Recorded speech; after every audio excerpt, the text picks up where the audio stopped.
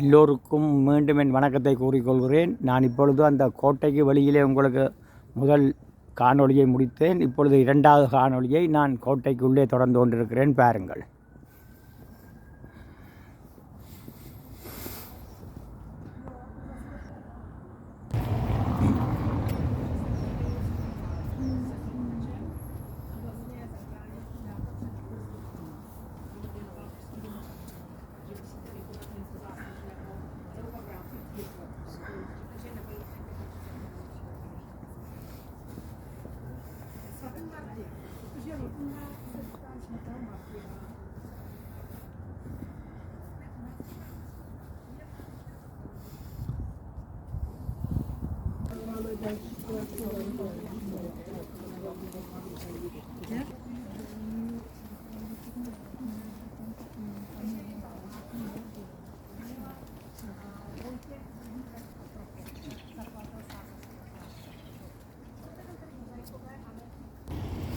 இங்கே பாருங்கள், ஒரு சின்ன ஒரு சேர்ச்சி வச்சுக்கிறார்கள். அவே மரியாண்ட ஒரு சின்ன ஒரு மாதா கோயில்.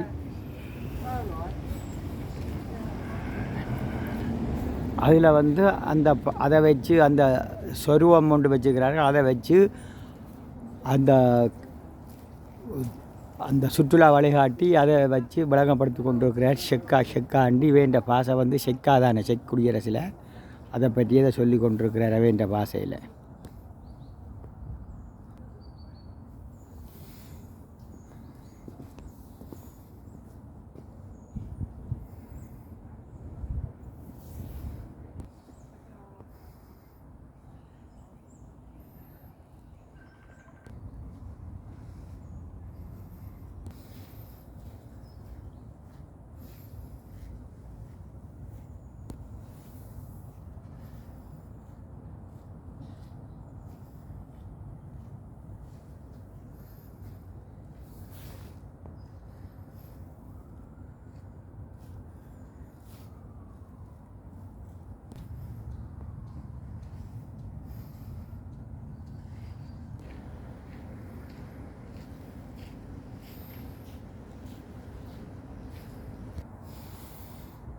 பாருங்கள், பழைய காலத்தில் எப்படி எல்லாம் கட்டி வச்சுக்கிறார்கள் என்று பாருங்கள். சிலைகள், இந்த மதில்,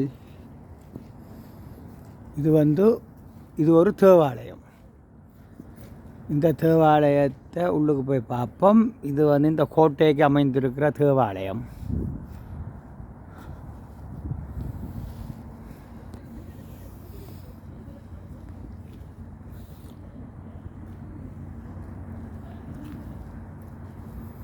இதில் ஆக்களுடைய பேர் எல்லாத்தையும் இங்கே பதிஞ்சு வச்சுக்கிறார். அந்த காலத்தில் இங்கே வாழ்ந்தவர்கள், அவையின்ற அந்த எத்தனையாம் நூற்றாண்டில் வாழ்ந்தவர்கள் எல்லாத்தையும் இதில் போட்டு எழுதி வச்சுக்கிறார்கள். பாருங்கள்,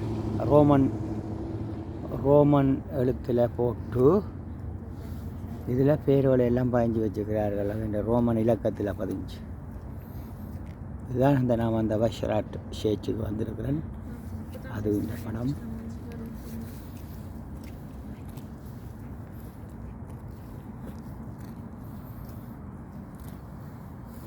இது திசை காட்டி, அதே இந்த பாசையில் போட்டிருக்கணும் பாருங்க, திசை காட்டி.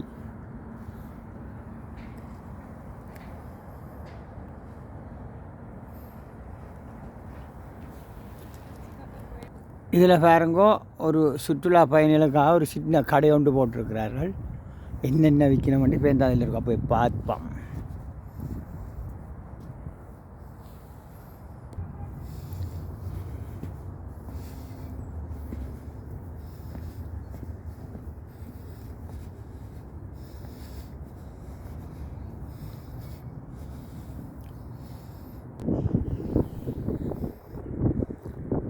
இந்த கோட்டைக்கு வெளியே மேலே பார்த்தால் பராக் நகரம் தெரியுது. பாருங்கள், இதை அண்டி ஒரு ஆறும் ஓடிக்கொண்டிருக்கு. பாருங்கள், வேக வீதி எல்லாம் அங்கே போய் கொண்டிருக்கு.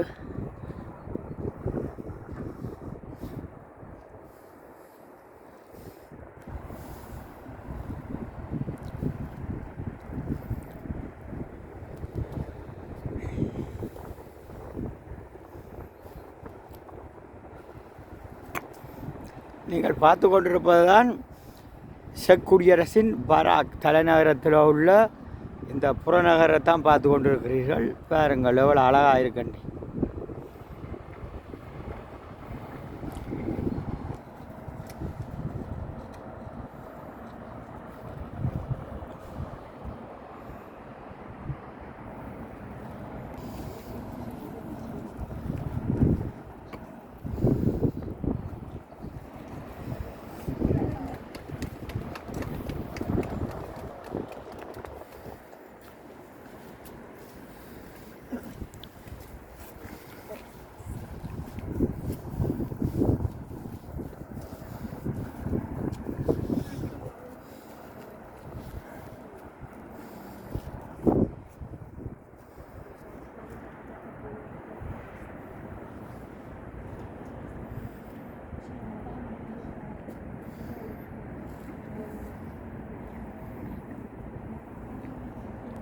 இங்கே பாருங்கள், இவர்கள் இந்த கோட்டையை எவ்வளோ பாதுகாப்பாக கட்டியிருக்கிறார்கள் என்று எதிரிகளால் தாக்கப்படக்கூடாது. அங்கே பாருங்கள் எவ்வளோ உயரத்தில் பாதுகாப்பெல்லாம் கட்டி இந்த கோட்டையை அந்த காலத்தில் பராமரிச்சிருக்கிறார்கள். பாருங்கள், இப்போ எல்லாம் சித்திலமடைஞ்சு விட்டது.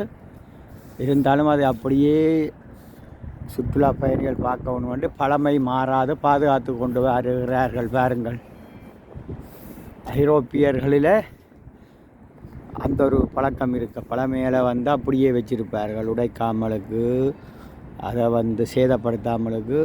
சேதப்படுத்தினாலும் அதை திருத்தி அப்படியே வச்சிருப்பார்கள். பாருங்கள்,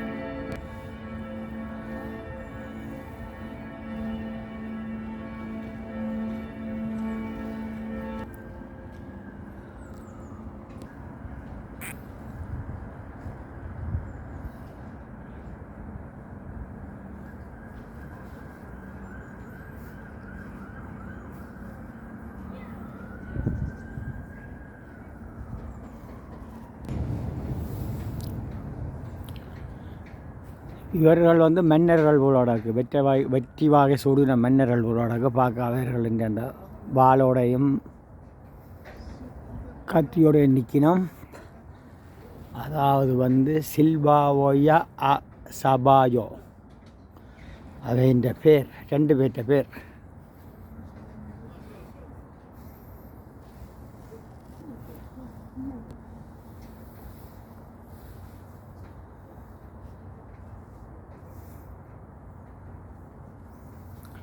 இவருடைய பேர் சித்திராட் சார்கா.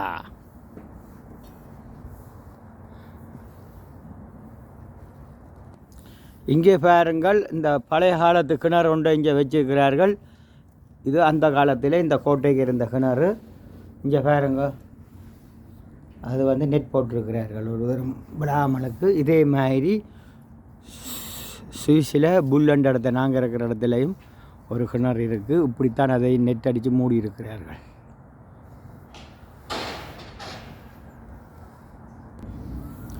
எனது நேற்றைய இரவு காணொளியில் வந்து நான் பராக்கில் அந்த பாலத்துக்கு அந்த பக்கத்தில் நின்று இரவு இந்த தேவாலயத்தை எடுத்து உங்களுக்கு காட்டும் பொழுது நான் கூறினேன், நாளைக்கு இந்த இடத்துக்கு வருவேனண்டி.